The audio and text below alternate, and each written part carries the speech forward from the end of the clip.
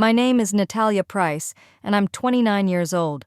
I never imagined I'd be standing outside my grandfather's funeral, watching my parents argue over a will I was never supposed to see. I told the lawyer my name. He glanced at the list, then looked up. Sorry, they said you're not family. I turned. My mother, Diane, gave me that cold smile I knew too well. Don't make a scene, Natalia. This isn't about you. I nodded slowly, the ache pressing hard behind my ribs. Then I'll stop pretending I belong. And I walked away. Before I go further, let me know where you're watching from in the comments. If you've ever been the forgotten child, the unwanted one, hit that like button and subscribe. This story is for you. I grew up on a dusty ranch outside Cheyenne, Wyoming. The kind of place where the wind whistles through old barns and silence says more than words ever could. My parents dropped me there when I was 11, and never looked back. But one man did. I still remember that afternoon like it was carved into the air. I was 11, skinny, sunburned, and curious about everything mechanical. The ranch smelled of hay and motor oil, and the Wyoming wind blew so hard it felt like it could peel your past right off your skin. I was in the shed, kneeling beside a broken desk fan, trying to figure out why the blades wouldn't spin.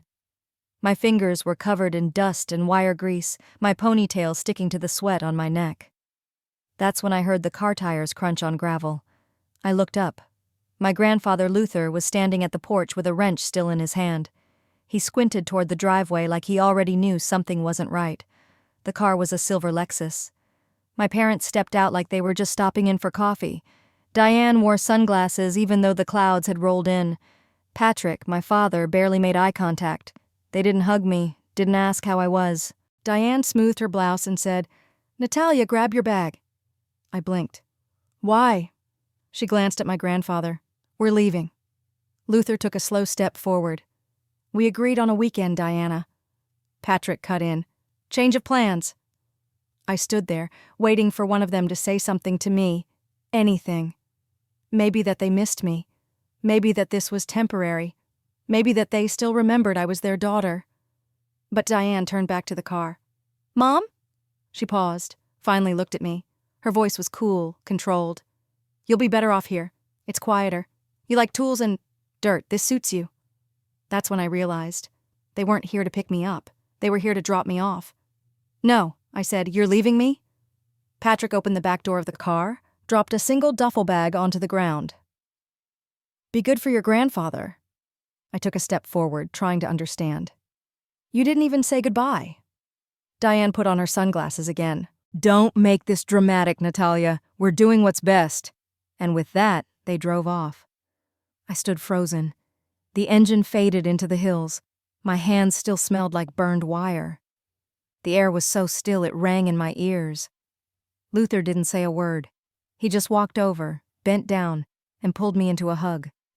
He didn't ask what happened. He didn't need to. He just held me until I stopped shaking. And in that moment, for the first time, I understood something no child should ever have to know. Being loved by someone who chooses you feels entirely different than being tolerated by someone who's supposed to. I didn't cry. Not really, I just breathed. That night he made tea the way he always did. 2 cups, one for him, one for me. No sugar, just strong black tea and the smell of old wood and oil lamps. He sat across from me at the wooden table, his hands wrapped around the mug like he was holding something fragile. "You're staying with me now," he said, voice steady. I nodded. We didn't talk about my parents again for a long, long time, but from that night forward, the silence between us didn't feel empty. It felt like home. The weeks that followed were strange, not because I missed my parents. I had long stopped expecting warmth from them, but because of how natural life with Grandpa Luther felt.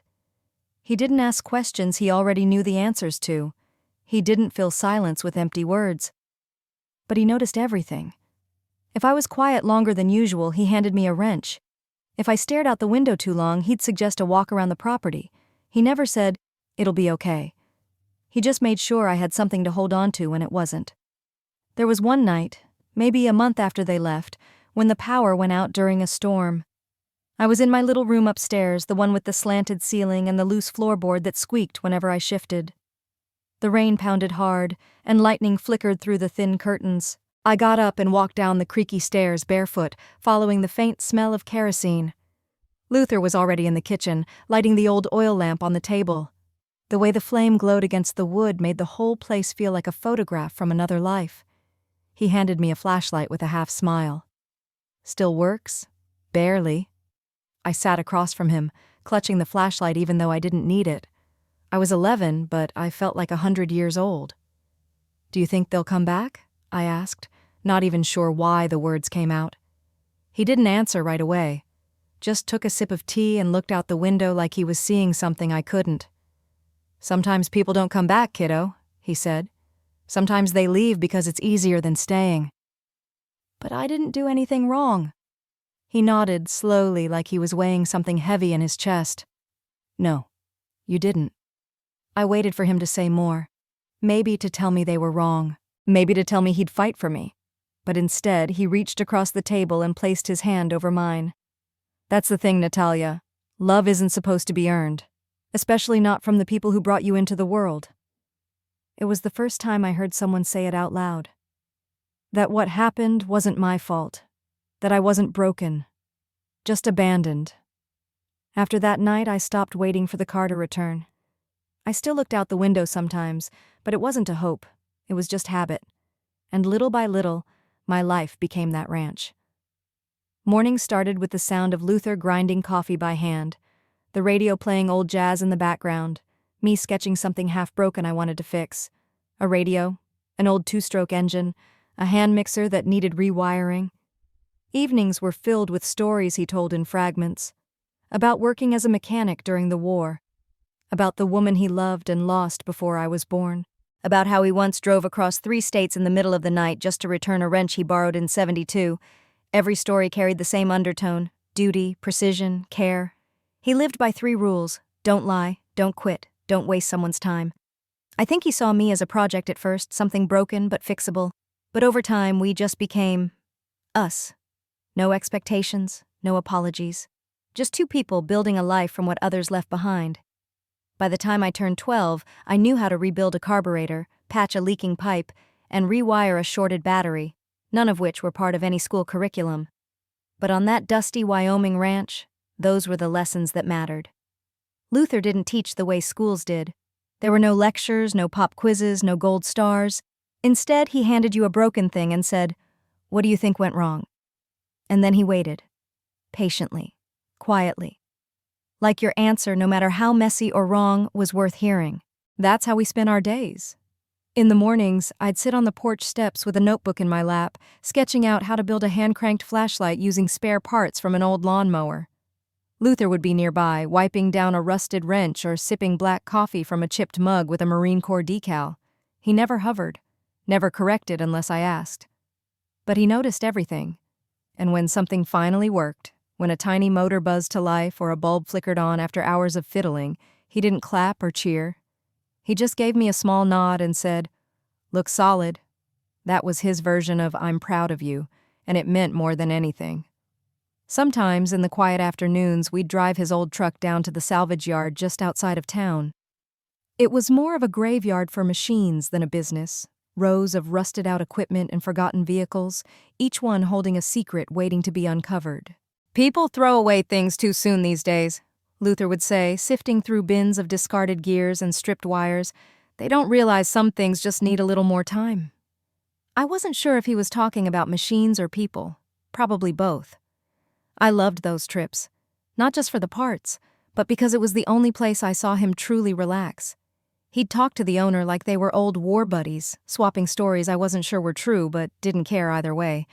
He let me dig through crates on my own, trusted me to know what was worth saving. We'd come home with our truck bed rattling like a symphony of second chances, boxes of copper wire, bent fan blades, broken radios, cracked clock faces, and every time he'd let me pick one thing to rebuild. That's how I started learning not just how things worked, but why they broke. It became our rhythm, our language. While the rest of the world passed me by, school dances I never attended, birthday parties I was never invited to, I was here at the workbench with oil-stained hands and a full heart. I never talked about my parents, and Luther never asked. But some nights, when the wind howled hard enough to shake the windows, I'd catch him staring into the fire like he wanted to say something but couldn't find the words. Instead, he'd get up Make tea? And pour a cup for me even if I hadn't asked. And that was enough. Because I didn't need someone to fix what had been broken. I just needed someone who wouldn't walk away when it was. I was 14 the day the envelope arrived. It was a Friday afternoon, and the wind outside was kicking up dust so thick it turned the sky yellow. Luther had gone into town for a parts delivery, and I was sorting bolts in the garage by size and thread count.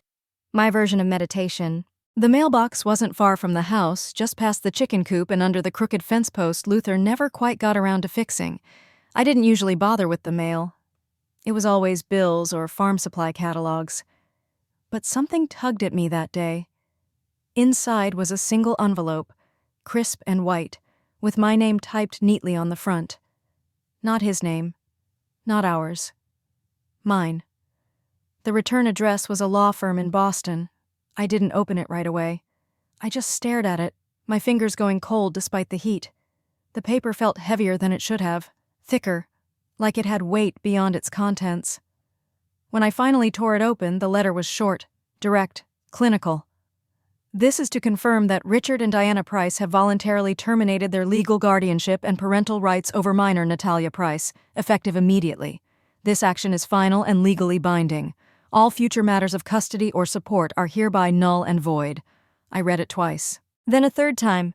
I didn't cry, I didn't scream, I just stood there holding that paper like it was a burning coal, not sure whether to drop it or press it closer to my chest. They hadn't even signed it themselves. Their names were typed. Clean, detached, just another transaction in their perfectly curated lives. No explanation, no apology, not even a lie to soften the blow. Just gone. I don't remember walking back to the house. I don't remember putting on my boots or grabbing my jacket, but the next thing I knew, I was at the edge of the ravine behind the property, where the land dipped into a shallow gorge filled with dry brush and broken fences. It was where I went when I didn't want to be seen. I sat there for hours. I don't know what I was waiting for. Maybe for it to stop hurting. Maybe for the wind to carry their voices back to me, like some last-minute confession. But nothing came. Just the sound of the wind slicing through tall grass. Just the crunch of old earth beneath my boots. And then a shadow moved beside me. Luther didn't say a word. He just sat down. Close, but not too close. He didn't ask what happened. I think he already knew. He stayed with me until the sun started to dip below the horizon and the sky turned the color of bruised peaches. The silence between us was thick, but not heavy. More like a blanket than a burden. Finally, I whispered, "They really did it." He nodded once. Yeah, they did. That was all. No comfort speech, no rage on my behalf, just the truth. But somehow that truth, spoken simply and without pity, made it easier to breathe. That night, I folded the letter and put it in an old coffee can at the back of my closet. I didn't want to throw it away. I wasn't ready. But I also couldn't let it live somewhere sacred, like a drawer or a box under my bed.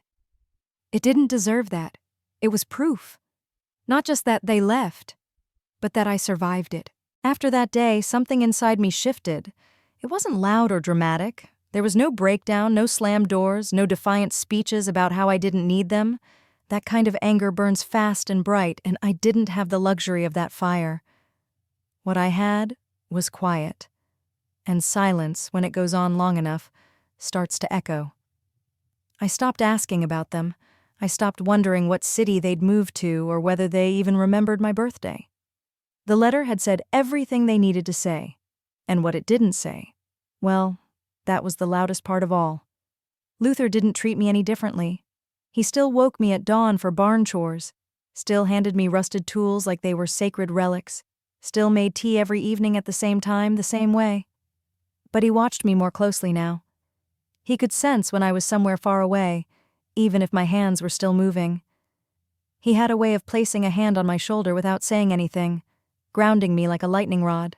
One afternoon, he found me in the shed staring blankly at a torn-up bicycle frame I'd been trying to convert into a generator. I wasn't doing anything, just sitting there, holding a wrench like it might explain the universe. "You gonna stare it back together?" he asked gently, leaning in the doorway. I shrugged. He walked in, took the wrench from my hand, and set it on the table. "I ever tell you about the time I tried to fix a radio with chewing gum and a coat hanger?" That got a tiny smile out of me. He grinned back and pulled up a stool. Didn't work, obviously, but I tried. Sometimes trying is what keeps the hurt from getting too big. I didn't respond, not with words. But I reached for the wrench again. That was our rhythm. I didn't have to explain the ache. He didn't try to fill it. He just made space for it. Still, the nights were the hardest. I'd lie awake staring at the ceiling, listening to the distant creak of the windmill outside. Some nights I imagined my parents calling, showing up, realizing they'd made a mistake. Other nights I imagined telling them I was fine without them. Better even. But both versions left me hollow. There was one night, I don't know what triggered it, but I found myself digging through the closet, pulling out that coffee can and unfolding the letter again. I read it under the soft glow of the desk lamp, every word just as cold as before. Then I flipped it over and wrote one sentence on the back. "You didn't break me." I folded it back up, sealed it in a new envelope, and put it in my toolbox, tucked between a socket wrench and a soldering iron. If they ever came back, I wanted them to know that. But more than that, I wanted myself to know it. Because when someone walks away from you without looking back, you start to believe the problem is you. And I was done believing that. So I threw myself into work, into learning, into building things with my hands that wouldn't leave me, wouldn't disappear overnight. I fixed everything I could touch because it was easier than trying to fix what I couldn't. And every time something clicked into place, every time a broken circuit lit up again, I felt just a little less broken myself. I was sitting on the porch one evening, fiddling with the busted hinge on an old tackle box, when I saw her for the first time. Miriam. She lived 2 properties down, a widow in her 70s, tough as nails, but with a spine that bent like a tired willow. I'd seen her before, mostly from a distance, pushing a rickety walker through the gravel path like it weighed 1,000 pounds. That day she'd come by to drop off a basket of zucchini, and I watched from the top step as she struggled just to make it up to the porch. She didn't ask for help. That was the thing about Miriam. Like most people in Wyoming, pride walked ahead of pain. But I couldn't stop watching her hands tremble as she tried to balance the basket with one hand and keep her walker steady with the other. Luther came out to greet her, and they exchanged the usual neighborly small talk. I stayed quiet, just taking it all in. That night I couldn't sleep. Not because of her, not really, but because something inside me had started ticking. I kept thinking about that walker, how it wobbled on uneven ground, how she leaned on it like it was both a friend and a threat.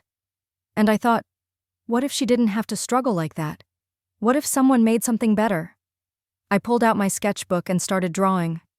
At first it was just lines and shapes, then angles, then adjustments. By morning I had half a blueprint for a collapsible wheelchair, one that could be folded, lifted easily, and used on rough terrain. I showed it to Luther over breakfast. He studied it like it was a gospel. "You think it'll work?" I shrugged. "I don't know, but I think I need to try." And he nodded like he'd been waiting for me to say that all along. We spent the next 2 months gathering parts. I stripped down an old dirt bike frame. Luther taught me how to weld the joints myself. We salvaged tires from an abandoned go-kart and used seat padding from a busted lawn chair. It was Frankenstein engineering at its finest. I worked on that chair every afternoon after chores. Sometimes I lost track of time and skipped dinner. Luther never scolded me. He just left a sandwich on the bench and refilled my water jug. Failure was constant. Axles that wouldn't rotate, brakes that locked up, a seat that folded too fast and dumped the dummy weight right on the barn floor. But every time it failed, I learned. And every time I rebuilt it, I rebuilt a part of myself. When I finally got it right, the whole frame moved like it was made for her. Light, steady, easy to fold, easy to trust. I asked Luther if I could take it to her. He didn't answer. He just walked to the truck, opened the passenger door, and motioned for me to load it up. Miriam cried when she tried it out. She didn't say much, just wheeled herself around the porch like she hadn't moved that freely in years. Then she looked at me and said, "You're a good girl, NATALYA." It was the first time in a long time I believed that might be true. That chair wasn't just a project. It was proof that something good could come from what hurt. That maybe, just maybe, being left behind had made room for something more. It started with a photo. Luther had snapped it one morning while I was adjusting the tension spring on the wheelchair frame. I didn't even know he owned a camera, but there it was, a faded Polaroid of me, crouched beside the barn door, hands smeared with axle grease, eyes fixed and determined. He mailed it to the local newspaper with a short note. This girl built something special.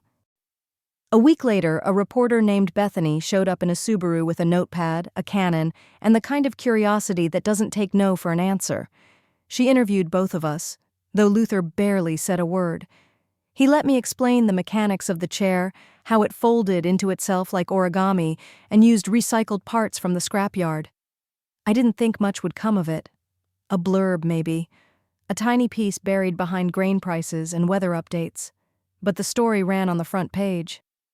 14-year-old girl designs all-terrain wheelchair to help elderly neighbor. The headline felt like it belonged to someone else. I remember holding the paper in my hands, the ink still smelling fresh, and thinking, is this what being seen feels like? The calls started coming in after that. Emails too. Teachers, nurses, caregivers, people asking if I had a prototype, if I could make another one, if I had plans to study engineering. I didn't even have a proper email address. I had to use Luther's.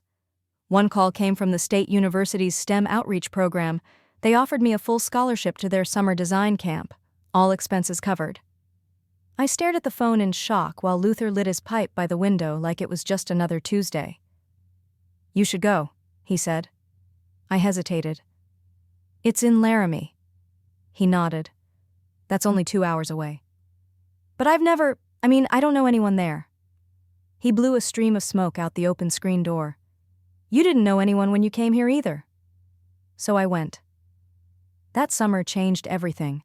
For the first time, I was surrounded by kids who thought like I did, who saw the world in gears and circuits, not just black and white answers. I learned how to draft real blueprints, how to code, how to build machines with precision and purpose.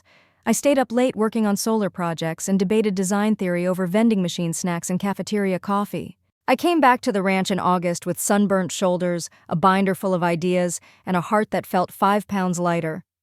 Luther met me at the truck like he always did, arms crossed, smile just barely visible under his scruff. You look taller, he said. I think I grew about 1,000 new thoughts. He laughed. Then it was worth it. We unloaded my bags, and I showed him the new designs I'd drawn. He didn't say much, just looked at each page like it was sacred scripture. But that night, after tea, he pulled out a box I'd never seen before. Inside was a pocket watch. Old, scratched, beautiful in the way forgotten things often are. He placed it in my hand. This was my father's, and his father's before him. It's yours now. I opened the cover. The hand still ticked, steady and quiet. There's a hidden compartment, he said, tapping the back. You'll know when to open it. I didn't ask why. I just nodded and held it like it might break if I breathed too hard. That night, lying in bed with the pocket watch on my nightstand, I stared at the ceiling and thought about how far I'd come. Not just from the shed or the scrapyard, but from that little girl left behind on a porch. I wasn't just fixing things anymore. I was building a future. And for the first time, it felt like mine. It was subtle at first. A cough that lingered too long. A stiffness in Luther's joints that no winter should have caused. He brushed it off the way men of his generation did, with a wave of the hand and a muttered, just getting old. But I knew better. He stopped eating as much, stopped taking the truck out for supplies. One morning I found him asleep in the barn chair with a wrench still in his hand, the same bolt he'd meant to tighten sitting on the floor beside his boot. I didn't ask, not right away. We had a rhythm, Luther and I. A language of silences and half-finished sentences. But sometimes, silence is a form of denial, and I was starting to hear it loud and clear. The real conversation happened the day I found the bottle. He kept it in the drawer behind the radio, prescription pills with a name I couldn't pronounce but a diagnosis I could. The label had a warning sticker, the kind they use when there's no cure, only delay. I didn't confront him. I just held the bottle in my hand like it might rewrite itself if I stared hard enough. He came in from the porch, took one look at my face, and sighed. I was going to tell you, he said, gently taking the bottle from me and setting it on the table. Just not yet. How long? I asked. He rubbed his jaw, eyes distant. It came back last year. I fought it once before, you know. Back when you were still in pigtails and asking me what a carburetor was. I nodded. I remembered. He'd called it a bad flu back then. I believed him. I didn't want it to change things, he said. You were doing so well. I didn't want to interrupt that. You're not a distraction, I said, sharper than I meant to. He smiled at that. You always were the loud one in this house. We both laughed, even though neither of us felt like it. After that day, everything slowed down. He still came to the workshop, still sat beside me as I soldered circuits and penciled blueprints, but his hands trembled now, and sometimes he'd drift off mid-sentence, as if his mind was somewhere deeper than memory could reach. I started doing more around the ranch, fixing fences, managing the accounts, handling the supply runs. I did it without complaint, without being asked, because that's what he would have done for me. One night I caught him staring at the stars. I stepped onto the porch, handing him a cup of tea. He didn't take it right away. You ever think about what comes after? He asked. After what? He looked over, and for once he didn't soften the truth. After me. The question lodged in my chest. I sat down beside him. You think I'm going to fall apart without you? No, he said. I think you're going to build something that'll outlast both of us. I didn't say anything for a while. The stars were bright that night. Wyoming always gave you a clear sky when you needed it most. He sipped the tea slowly. I left something for you, he said finally.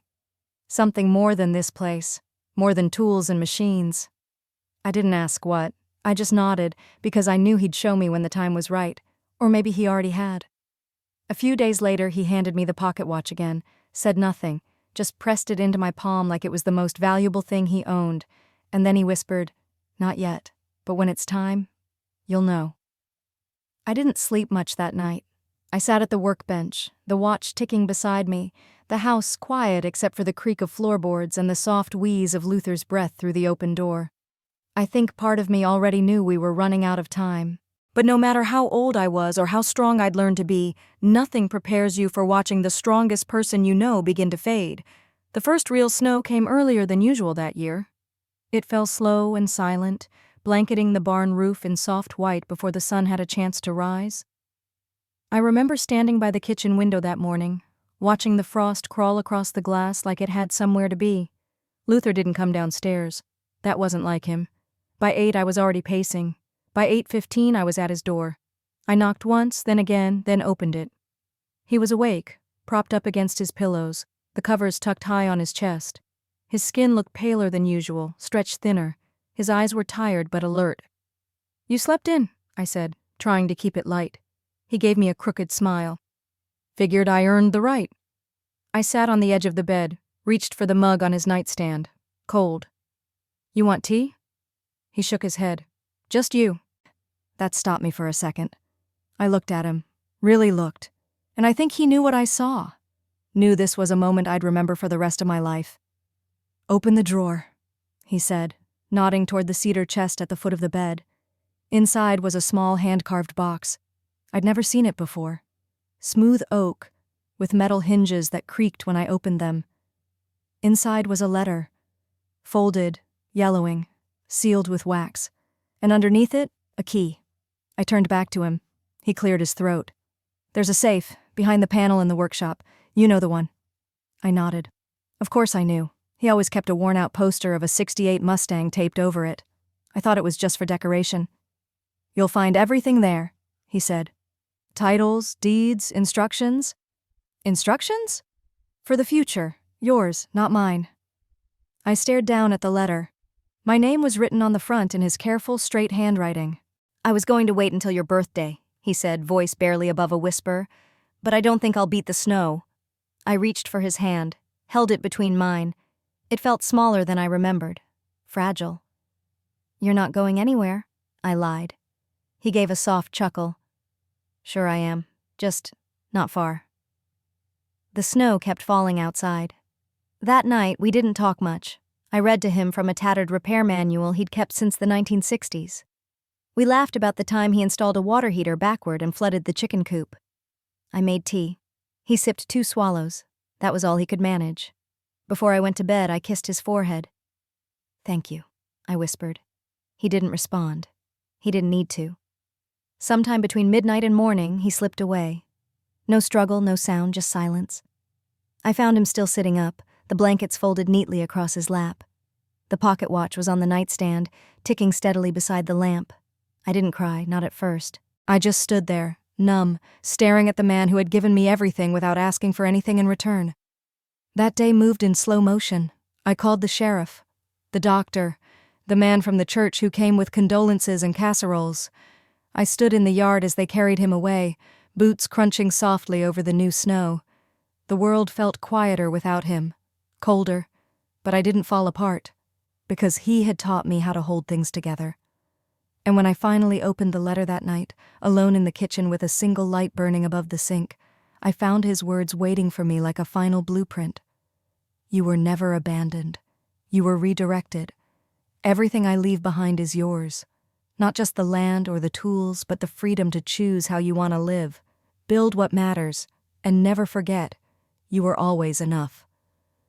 I pressed the page to my chest and let the tears fall, because for the first time, I wasn't crying for what I'd lost. I was crying for what I'd been given. The funeral was small, not because Luther wasn't loved, but because he preferred it that way. No fuss, he'd written once on a sticky note taped to the freezer, back when he was still healthy enough to make jokes about death. Bury me with boots on and no hymns that drag. We did our best to honor that. The pastor from town said a few words out by the oak tree near the back field. Luther had planted it when he returned from Vietnam, a symbol of something that could survive storms. I stood beside the wooden casket, numb beneath 3 layers of wool. The snow from the week before had crusted over, and every step made a sound like cracking bones. I kept my hands in my coat pockets, not out of the cold, but to keep them from shaking. Then they came. A silver car pulled up just as the pastor was finishing. I recognized it before I saw the faces. Diane stepped out first. Her coat was designer, dark green, fitted at the waist, and her hair was pulled back like she'd come from a boardroom. Patrick followed behind her, holding an umbrella, even though the sky was dry. They didn't look at me. They looked at the casket. And for a moment, just a moment, I thought maybe, just maybe, they'd changed. That they were here out of respect. That Luther's death had cracked something open in them that years of silence hadn't. But then Patrick leaned toward Diane and whispered something, and she smiled. Not a kind smile, not a grieving one. A performance. They approached slowly like they were walking into a gallery instead of a gravesite. Such a loss, Diane said, voice smooth. He was such a steady man. I didn't respond. Patrick added, "We just heard the news. We came as soon as we could." That was a lie. The obituary had run 3 days ago. Still, I nodded. Polite. Neutral. "You holding up okay?" Diane asked, tilting her head. "I imagine there's a lot to manage now. The property, the finances, legal stuff." There it was. I looked at her for the first time in years. Really looked. She had aged, but not in the way people do when they've lived. Her eyes were still sharp, calculating. Her lips too tight to be sincere. "We're family, NATALYA," Patrick added. "Whatever you need, we're here. We just want to help." I almost laughed, but I didn't. Instead, I reached into my coat pocket and pulled out the pocket watch. The one Luther gave me. The one I hadn't opened since the night he died. I pressed the hidden latch, and the back clicked open. Inside was a tiny folded paper, a combination of numbers, and a note. "Safe behind the Mustang. This is yours, all of it." Diane leaned in. "What's that?" I looked up, calm, clear. "It's what he left me." She blinked. "You mean, he left something?" Patrick took a step forward. "There's an estate?" I didn't answer, just stepped back from the grave. "I appreciate you coming," I said, voice steady, "but this isn't about you." Diane's mask cracked for half a second. She reached out, fingers brushing the sleeve of my coat. "You don't have to do this alone, Nat. We're your parents." I shook my head. "No. You were people who gave me life. Luther gave me everything after that." Then I turned. I didn't stay for whatever they said next. I didn't look back, because that wasn't my family standing in the snow. That was my past, and it no longer had a claim on me. 3 days after the funeral, I stood in the workshop staring at the spot behind the Mustang poster. Luther had kept it there for decades, taped up with yellowing corners, the paper soft from age. I peeled it away carefully, revealing the panel underneath. I'd always thought it was just another patch of drywall. Behind it, a small safe. The kind built not to store money, but meaning. I entered the combination from the pocket watch. The lock clicked open like it had been waiting for me. Inside were documents, folders, a sealed envelope labeled "In case they come back," and a notarized letter stating in Luther's clear and deliberate handwriting that every asset, land, home, workshop, and personal property, was to be transferred solely and irrevocably to me. There was also a checkbook. The balance on the last entry made me sit down. He hadn't just left me his tools and his trust, he'd left me the freedom to start something new. The next morning, I got a call from the lawyer handling Luther's estate. He wanted to schedule a formal reading of the will at his office in town. Said both Diane and Patrick had expressed interest. Of course they had. I arrived early, wearing Luther's old flannel coat, the one that still smelled faintly of cedar and engine oil. The receptionist offered me coffee.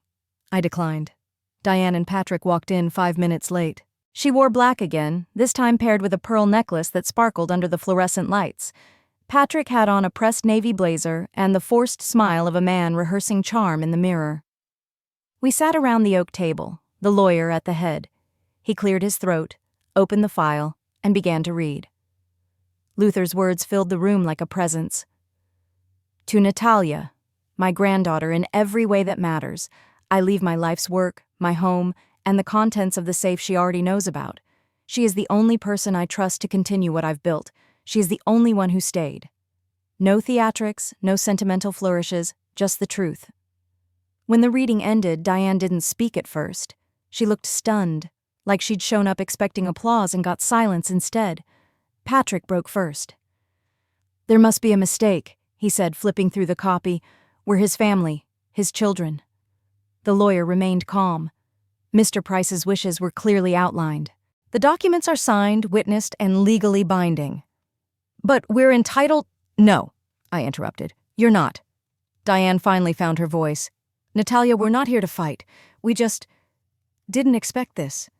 Your grandfather was a stubborn man. I nodded. Yes, and loyal, and honest. And he saw people for who they really were. She flinched at that.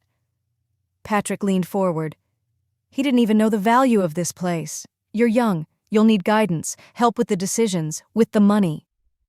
I met his eyes, calm, steady. I've been making decisions since you walked out of my life. I built something with my hands while you built excuses. I don't need your help. They stared at me like they didn't recognize the girl sitting in front of them. Maybe they didn't. Because the version of me they left behind at 11 was long gone. I stood up, gathered the documents, and slipped them into my bag. If there's nothing else, I have work to do. Diane opened her mouth again, but the lawyer raised a hand. That concludes our meeting. I walked out of that office without looking back.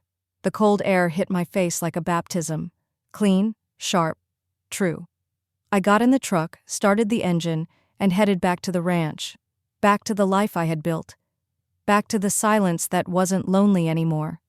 That day, I didn't just close the door on them. I closed the door on needing them, and it didn't feel like loss. It felt like freedom. I didn't spend the inheritance, not right away. For a while, I just lived quietly in the house Luther built. I fixed things, reorganized the tool wall, replaced the leaky barn roof we kept saying we'd get to someday.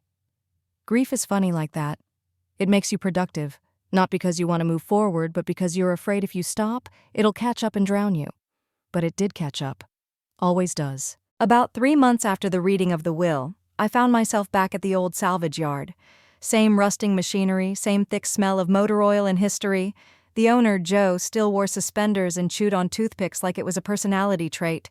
He looked me up and down and said, "Thought you disappeared, kid." I smiled. Wasn't ready to build anything yet. He nodded slowly, like he understood exactly what I meant. That day, I found a rusted-out cart frame, a busted drill press, and a bin full of discarded circuit boards. And for the first time in weeks, I felt the old pull, the hum of a challenge waiting to be solved. That night, I started sketching. Not a machine, not a gadget, a space. I called it the Circle of Makers. It wasn't fancy. Just a big round table at the center of the barn, surrounded by mismatched stools and workbenches pulled from auctions and garage sales. But it was open, free, alive. I put up a flyer at the library in town, another one at the high school, hands-on building space for curious minds, no grades, no fees, just tools and time. The first week, no one came. The second week, a boy named Elijah showed up, 12, quiet, hands too big for his small frame. He didn't say much, just pointed at an old fan and asked if he could take it apart. "Only if you put it back together," I said. He smiled for the first time. Then came Mia, then Louise, then Kaylee, who built a lamp from a coffee pot and asked if she could take it home. Within a month, I had 10 kids showing up every Saturday, eyes wide, fingers covered in grease and questions. Some of them came from rough places, some were just lonely. All of them needed a space that said, "You matter, and your ideas matter." And in teaching them, I started healing myself. I didn't need to talk about Luther. He was everywhere. In the smell of soldering wire, in the way I said, "Looks solid," when a kid finished a project. In the tea I brewed every afternoon at 4, even when no one else wanted any. That barn, once silent and still, now echoed with laughter, music, the clatter of dropped tools, and the steady rhythm of possibility. We didn't talk about pain. We built through it. One Saturday, Elijah stayed after class. He handed me a small metal gear he'd shaped himself. It wasn't polished, not perfectly round, but it had initials etched into the side, NP. "I made it for you," he said, "'cause you're kind of like the gear in all this. You make us move." I didn't know what to say, so I just pulled him into a quiet hug. That night, I added the gear to a shelf above my workbench, right beside Luther's pocket watch. And for the first time since he passed, I felt like maybe I was exactly where I was supposed to be. It didn't take long for word to spread. Kids who didn't fit in at school, kids who got labeled too quiet, too odd, not applying themselves. They started showing up at the circle like moths to a warm light. They weren't looking for lessons, they were looking for somewhere that didn't ask them to shrink. I saw it in the way they walked in, shoulders curled inward, eyes darting like they were waiting to be corrected. But after a few sessions, something shifted. They started moving with purpose, asking questions, laughing without apology. And I realized something. These kids weren't broken, they'd just been ignored. Maya was 13 and barely spoke above a whisper. Her foster parents dropped her off every Saturday without saying a word to me, and she never made eye contact. But give her a set of gears and a broken clock, and she lit up like Christmas morning. She built a solar-powered bird feeder from parts no one else wanted. When it worked, she just looked at me and smiled for the first time. "I didn't think I could finish anything," she said. "You did more than finish," I told her. "You created." Then there was Danny, 17, tall, lanky, with permanent grease under his nails and a chip on his shoulder the size of a toolbox. He pretended not to care about anything, but he rebuilt an old carburetor in 2 hours flat and acted like it was no big deal. I pulled him aside afterward. "You know you've got a mind for this, right?" He shrugged. "Doesn't matter. Nobody hires people like me." "Maybe you don't need to wait for someone to hire you." He looked up. "What do you mean?" "I mean, maybe you build something yourself." That was the first time he didn't have a comeback, and that's when I knew. I wasn't just teaching them how to fix machines. I was teaching them how to see themselves differently. The barn started to feel more like a heartbeat than a building. There were moments that took my breath away. Kaylee teaching Louise how to weld safely. Maya sketching ideas for a ramp system we could build for the school. Elijah asking if we could make space heaters for families without power in the winter. It wasn't just a workshop anymore. It was a community, one that Luther would have been proud of. I kept his picture on the wall, just above the chalkboard where we wrote down project ideas. I didn't make a big deal about it. But sometimes the kids would look up and ask, "Is that your dad?" And I'd say, "He raised me." That was always enough. Because the truth is, these weren't just kids learning how to tinker. They were building trust. They were reclaiming space in a world that often tried to push them to the edges. And maybe, in helping them find their place, I was finally learning how to hold mine. Every gear they turned, every spark they lit, every idea they dared to say out loud. It all brought me closer to the part of myself I used to think had been lost the day my parents walked away. But now I knew better. I hadn't lost anything that couldn't be rebuilt. And piece by piece, these kids were showing me how. It was a gray afternoon in late October when I saw the car. I was sweeping out the barn, the kids long gone for the day, when the sound of tires on gravel made me freeze. There was something familiar in the rhythm, something I hadn't heard in years, but still lived in the back of my ribs. The door creaked open. I stepped outside. Diane stood by the car, thinner than I remembered. Her coat hung loose on her frame. Her eyes, always sharp and guarded, looked tired now, hollowed out by time or grief or maybe both. I didn't speak first. She walked slowly toward me, her heels sinking slightly into the dirt. She looked at the barn, the ranch house behind it, then at me. "Patrick's dying," she said without a greeting. "Pancreatic cancer, late stage." I stayed quiet. She shifted her weight, fidgeting with the strap of her purse like she didn't know what to do with her hands. "I thought you should know." "Why?" I asked. She blinked as if startled by the question. "Because you're his daughter." I almost laughed, but instead I stepped aside and motioned toward the porch steps. "If you want to sit, we can sit, but I'm not going to pretend that word still means something." She followed me. We sat, the silence between us stretching like wire pulled too tight. For a few minutes, we just listened to the wind move through the dry grass. Finally, she spoke. "I came to ask for your forgiveness." The words didn't land the way she expected them to, not like a gift, not like a bomb, more like a transaction she hoped would go smoothly. I looked at her, really looked. She wasn't cruel anymore. She was just small, tired, a woman who'd run out of excuses and needed someone else to hand her peace. "You left me," I said, steady. "You and him both. You made a choice." "I know," she whispered, "and I've regretted it more than I can say." She looked down at her hands. "But regret doesn't fix anything." "No," I said, "it doesn't." She glanced at the barn. "This place, it's beautiful. He would have been proud." "He was," I said. Her eyes shimmered, but no tears fell. Diane never cried in front of anyone, not even when she left me. "I'm not here for anything else," she said quietly. "I don't want money. I don't want property. I just wanted to look you in the eye and say I'm sorry." I nodded slowly. "I believe you," I said, "and I forgive you." She exhaled like she'd been holding that breath for years. "But I'm not reopening that door," I added. "This life, what I've built, it's not something I'm willing to put at risk. Not even for closure." She didn't argue. She stood after a while, walked back to her car. Before she got in, she turned to me one last time. "I hope you're happy." I paused. "I'm becoming someone I can live with," I said. "That's more than I ever expected." She gave a small, sad smile, the kind you wear when you realize it's too late to go back. And then she drove away. No shouting, no dramatic ending, just the quiet sound of letting go. After she left, I sat alone on the porch long after the sun dipped below the hills. The wind had that edge it always carried in late fall, sharp enough to remind you winter was coming, but not cruel enough to chase you inside. I wrapped the old quilt tighter around my shoulders and stared at the barn door, still slightly ajar from the last group of kids who forgot to latch it. Forgiveness isn't a moment. It's a decision you make again and again, especially when memory wants to pull you backward.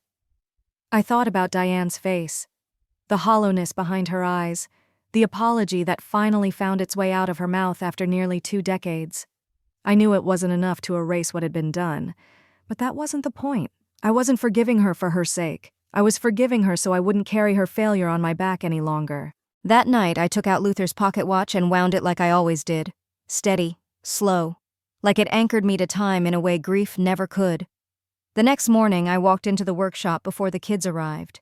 I stood in the center of the room, sunlight breaking through the dusty windows, dancing across the scattered tools and half-finished projects. I closed my eyes and said out loud, "I'm still here." It wasn't for anyone but me. I'm still here. I survived them leaving. I survived losing Luther. I survived my own silence. And now I was living in something that felt whole, not perfect, not even always peaceful, but real, built from pieces of pain and patched with purpose. Later that day, a girl named Avery showed up. She was new, maybe 10, quiet, hair tied back in a crooked ponytail, sleeves too long for her arms. She clutched a broken toy in her hands like it might fall apart completely if she let go. I knelt beside her. "What happened to it?" "It just stopped working," she mumbled. "You think it's fixable?" She shrugged. "Maybe," I smiled. "Then let's try." We sat at the workbench together, and for the next hour, we twisted wires, swapped out dead batteries, cleaned corrosion. She didn't talk much, but I could feel the way her breathing slowed, the way her shoulders dropped just a little as her hands got to work. When the tiny motor finally whirred to life again, her eyes lit up.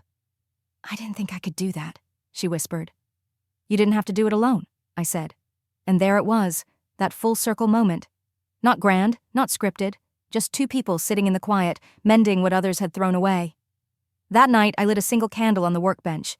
No occasion, just gratitude. For Luther, for the kids, for every broken thing that found its way to my table.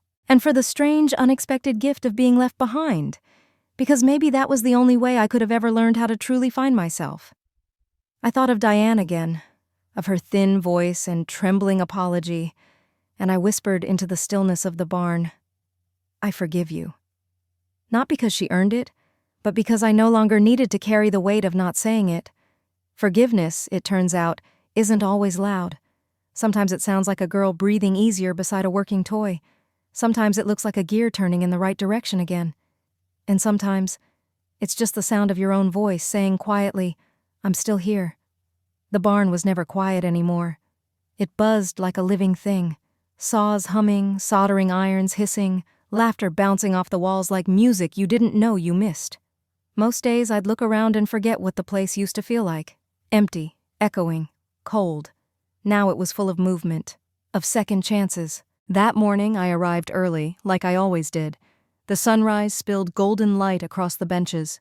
Dust floated through the beams like little reminders that everything, even air, is made of pieces. I lit the old lamp Luther used to keep by the lathe. I never really needed it. There was overhead lighting now. But it felt wrong to start the day without it. There's a kind of peace in building something that doesn't need to be perfect. Avery had left her toy mouse on the bench. Elijah's gear drawing was still tacked to the chalkboard. Danny's homemade radio played static and snippets of distant voices from time zones away. I took it all in, slowly. These kids didn't know it, but they'd inherited more than tools and blueprints. They'd inherited the soul of a man who never gave up on what others had left behind. And in their hands, it was safe. Later that afternoon, we gathered around the circle table, the heart of it all. A new kid named Marcus was trying to build a hand-cranked phone charger. Everyone pitched in, arguing over gears and tension and how to keep the crank from wobbling. I just stood back and watched. Not as a teacher, but as a witness. This wasn't my legacy alone. It belonged to all of us now. And somehow, without ever saying it, these kids understood that. The barn used to belong to Luther, then to me. Now it belonged to the ones who were told they didn't fit. And together, they were making it into something no one could take away. Not grief, not the past, not even time. One Saturday near the end of fall, Elijah handed me something wrapped in cloth. "It's for you," he said, eyes bright but unsure. "We all worked on it." I unfolded the cloth slowly. Inside was a metal gear, small, hand-filed, with tiny initials etched along the rim. Not just mine, theirs too. Each of the kids had carved the first letter of their name, crowded into the steel-like roots growing into each other. The center of the gear was hollowed out and fitted with a miniature light. When I turned it in my hand, it blinked on softly, glowing from within. "It's not perfect," Elijah said quickly. "The wiring's a little janky, and the battery life kind of sucks." I laughed through the tightness in my chest. "It's perfect." I held it up toward the window where the light poured in. The gear spun slowly on my fingertip, casting tiny rays across the walls like a rotating sun. "What made you build this?" I asked. He shrugged. "We just wanted you to know you're kind of the gear that makes everything else work." I didn't know what to say, so I didn't. I just pulled him into a hug, then called the rest of them over and hugged every single one of them too, no matter how awkward it made them feel. The gear now sits above the chalkboard, right next to Luther's pocket watch. One keeps time, the other reminds me why it matters. Every time a new kid walks through the barn doors wide-eyed and unsure, I point to it and say, "That right there? That was made by people who thought they had nothing to give. But they gave everything. And now, it lights the way for the next one." That evening, after the kids had all gone home, I stayed behind in the barn. The light outside had turned golden, soft and slanted, the kind that made everything look like it belonged in a photograph. I stood at my workbench, running my fingers over the gear Elijah had given me, the quiet hum of the day still echoing in the walls. I thought about how far I'd come, from the girl who was left on a front porch without a goodbye, from the teenager who soldered her pain into metal frames just to feel steady, from the woman who stood in front of her parents and said no. I wasn't someone broken anymore. I was someone rebuilt. I walked over to the shelf where I kept the watch. Luther's watch.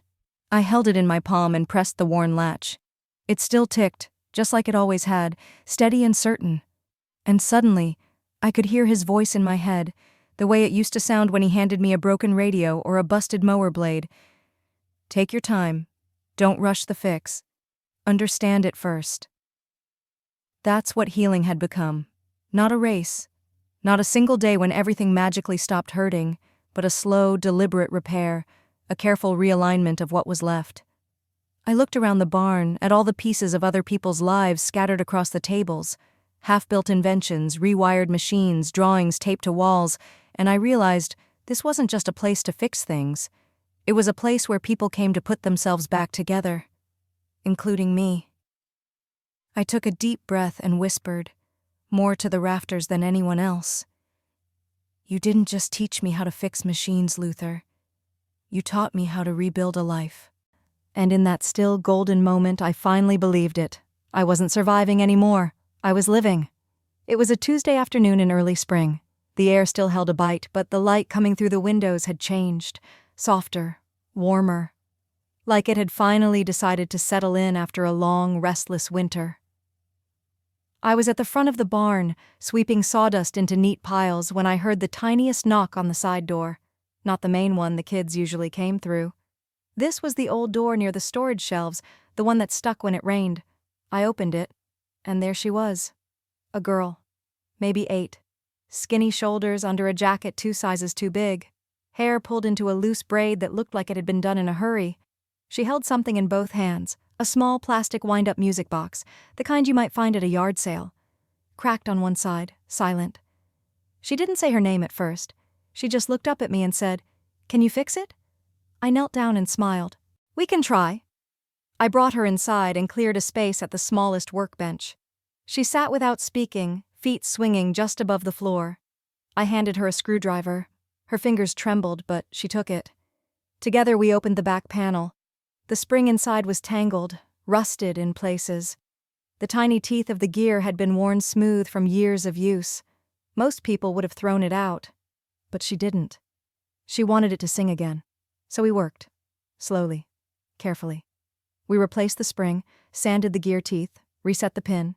It took the better part of an hour. Neither of us said much, but in the quiet, I felt something familiar settle between us. That quiet recognition of a kindred ache. When we finally wound it up, the box clicked softly and played a faint, broken tune. Her eyes widened. Her hand flew to her mouth. "It's working," she whispered. I nodded. "So are you." She looked at me for a long moment, then held out her hand. "I'm Clara." I shook it. "I'm NATALYA." That moment, simple, unremarkable to anyone else, was everything to me. Because sitting across from that little girl, I saw myself. Not the version who was left behind, but the one who stayed, who endured, who built.